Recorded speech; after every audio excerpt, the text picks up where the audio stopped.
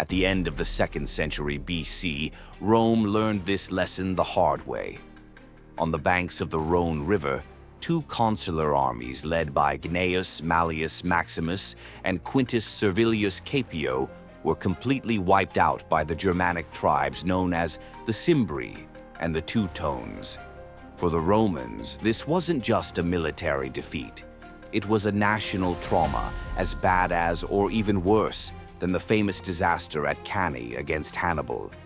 Scipion, a senator from the aristocracy, refused to work with Mallio, a newcomer from humble origins. The disunity and arrogance of the leaders opened the door to disaster. Men, women, kids, elders, and livestock were heading south in search of better land. When they entered Italy, they could disrupt the political, economic, and social balance of the entire peninsula. He had served as an officer in Numidia and was known for being disciplined and capable. Marius's reforms marked a turning point. Marius got rid of this requirement, allowing the caput sensi, that is, the poor, landless, to join the army. Soldiers' loyalty was no longer to the Senate, but to the general who paid them, gave them loot, and promised land when they retired.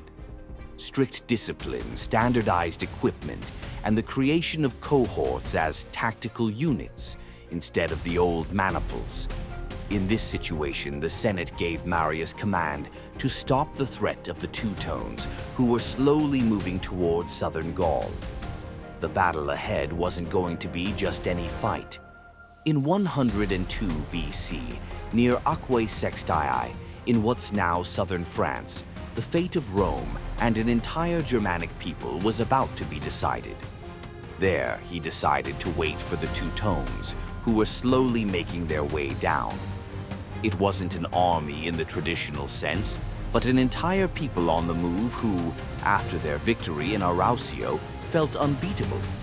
Although these numbers are usually exaggerated in Roman history, there's no doubt the Romans were seriously outnumbered, trained, disciplined, and united under strong leadership.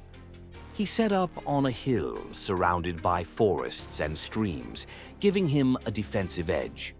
According to Plutarch, when the Teutones demanded the Romans move aside, Mario replied sarcastically, "Rome will give the Teutones land, but it will be land for their graves." There was a mix of tension and trust surrounding the consul. He knew the key wasn't numbers, but discipline. He hid about 3,000 soldiers in the nearby woods with orders to strike the enemy's rear at the critical moment. The Roman positions were on the hill.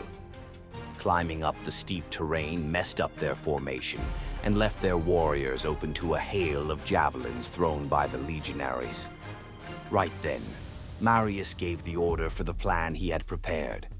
The Romans carried out a pincer movement, combining frontal attacks with pressure from the flanks and rear. The chroniclers talk about a massacre. Plutarch adds that many, seeing they were surrounded with no way out, chose to take their own lives rather than be captured. It's true that the Teutones basically vanished as a military and political force after the Battle of Aquae Sextiae. According to Plutarch and Orosius, when they saw the battle was lost, they begged Marius to take them as Roman slaves. But when their plea was rejected, they killed their own children and then took their own lives. Since it reflects the typical Roman view of foreign barbarism, when the battle ended, the field was littered with bodies and spoils.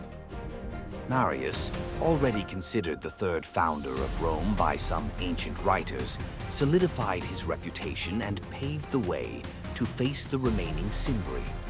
The Teutones stopped existing as an independent people, and their name was etched into Roman memory as a warning to anyone who dared challenge the Republic.